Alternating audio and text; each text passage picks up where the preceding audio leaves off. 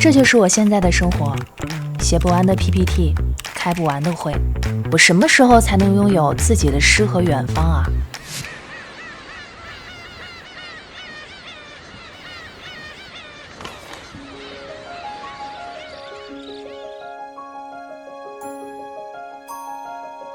每年我飞越2300公里，消耗身体一半的重量，只为去一个能净化海洋与空气的地方。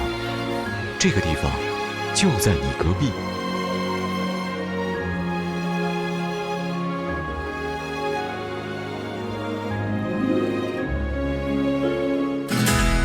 梦想成为人民卫士，却输在了起跑线上。或许我天生就和卫士没有关系。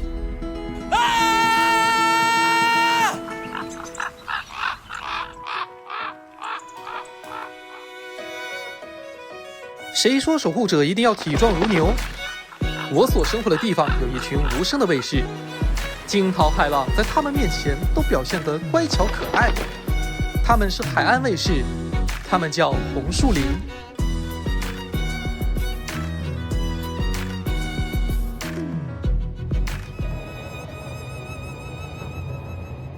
你好，请系好安全带，请系好安全带。你好，请系好安全带，请系好安全带。这就出发了。每天周而复始，穿梭在水泥森林里，精彩生活到底在哪？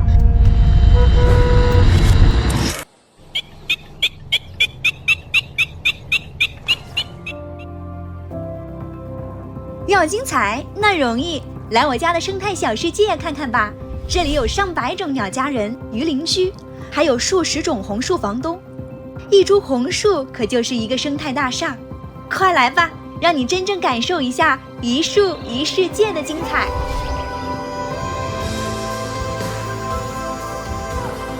原来远方并不远，就是向风浪迈进的每一小步，像红树一样鹤根向上，把自己写成诗句。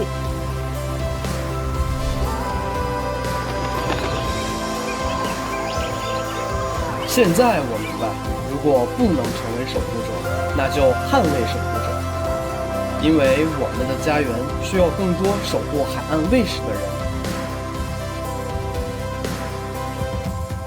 每年呢，这个深圳湾大概有超过10万只候鸟在这里迁徙停歇，或者是越冬。整个深圳湾呢，最适合候鸟停歇的地方呢，就是我们这个保护区和对面的香港米铺。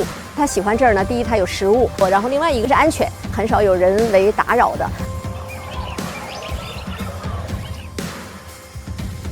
国际红树林中心落户深圳呢，首先它是中央政府对深圳的这个信任，也是我们要去努力完成的一个重要的这个任务吧哈。也说明呢，在过去的这个改革开放43年特别是近10年，我们整个深圳湾起到了一个很好的修复成果嘛，也做好了国际示范。